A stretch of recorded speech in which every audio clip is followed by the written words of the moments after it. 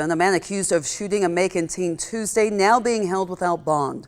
The death of 15-year-old Ashton Roberts is the latest in a string of teen shootings across Macon Bibb. Kalisha Moore went to the neighborhood where it happened and to the courtroom to tell us more about the suspect.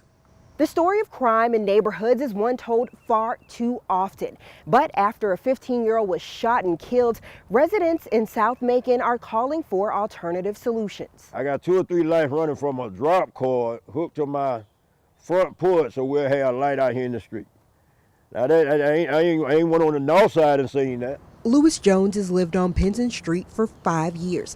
For as long as he can remember, it's been a rowdy neighborhood, but he says blight, low visibility due to overgrown bushes and trees, lack of police presence, and streetlights all play a role. I believe those things right there play a part in crime being committed. Because see, if somebody get killed, they can run. Go off in the empty house, jump over your fence, because you know you got right away there where they can hide. But that's not the only reason Jones thinks things are out of hand. It started at home.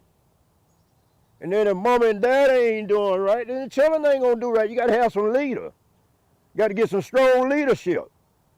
Then you gotta get these politicians to get up off their ass and do something. They ain't doing nothing. Sam Johnson says part of change is challenging planning and zoning, limiting the increase of convenience stores.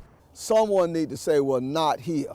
It prevents a doctor from setting up his or her office. It prevents a small, convenient shopping neighborhood facility. Johnson says in troubled Macon neighborhoods like this one, people are afraid and arming themselves. The young guys are afraid, so they are packing.